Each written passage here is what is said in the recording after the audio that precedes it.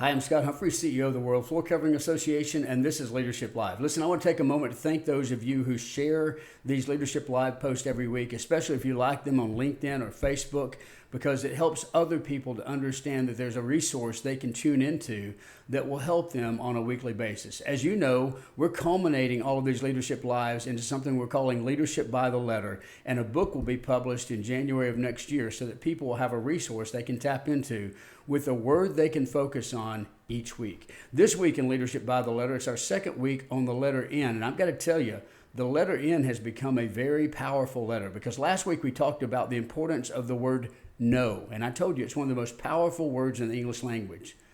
This week I want to give you an equally powerful word, and the word is now. Let me share a story with you. There was a pastor who was going down a country road, and he comes across a wagon that is overturned, and there's a young man lifting hay bales trying to put them back on the wagon. And the pastor realizes how hot it is and can tell that the young man is strained, and he encourages him to take a break and maybe come over and get a drink of water. And the young man says, "No, I don't think my dad would approve of that." He said, "Well, son, it's hot out. You've got to have a break. You can't keep your energy up and get this done if you don't take a break." And he said, "No, I don't think my dad would approve of that." Well, he continues to ask, and the young man continues to hesitate and say no. Finally, the pastor's had enough, and he says, "Listen, your dad sounds like a real slave driver. Tell me where he's at. I'd like to give him a piece of my mind." And the young man said, "Well, if I can get these hay bales off of him, you can tell him everything you want to." He understood the urgency and the need to do something now. I'll be honest, I'm sick and tired of leaders who keep procrastinating and talking about problems that they don't like in the world, but they're doing nothing to fix them. The time for you to lead is now. There is a deficit in leadership and a greater need for leadership in our world today than ever before. You are put in your position for a reason. Lead, and lead now.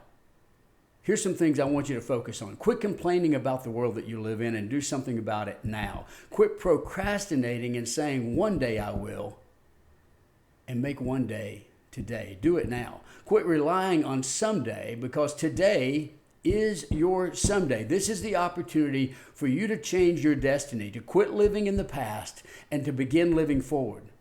And quit living in the realm of excuses where mediocrity thrives. Focus forward. Focus on what you can be, not solely on what you have been. I've said it, I'll say it again. The past is a great place to learn. It's a terrible place to live. And with that in mind, quit living in your past.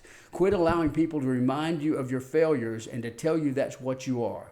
Failure is an event. It is not a person. With that in mind, I share with you the story of Roy Regal. You've probably heard him referred to as Wrong Way Regal, because on New Year's Day in 1929, he recovered a fumble for UCLA, became disoriented, and ran the wrong direction. He was tackled by one of his own players. But in the end, they ended up having to punt. Georgia Tech blocked the punt and ended up getting a safety. That happened right before halftime.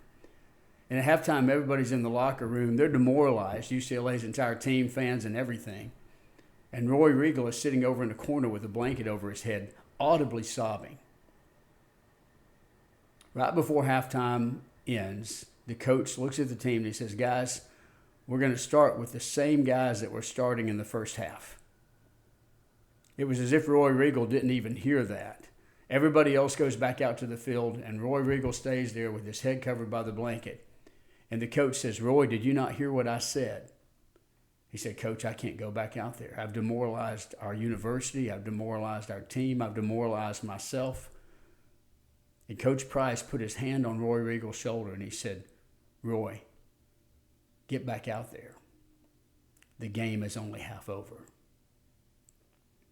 And that's exactly what Roy Regal do. The fans would tell you that that was the best game they ever saw Roy Regal play. It was as if he was possessed in the second half. He played better and stronger because he took the opportunity now to redefine himself. He would not be remembered solely for what he did wrong, but he would do something right in the second half of his game. And you can do something right in the second half of your life. Listen, I don't know how far back you want to get away from. Maybe it's a year ago, maybe it's 5 years ago, maybe it's 10 years ago that you should have planted that tree. But I can tell you this, you have an opportunity to plant the tree of leadership today. And I want to challenge you, for our sake and for yours, to do it now. Now, go out there and lead.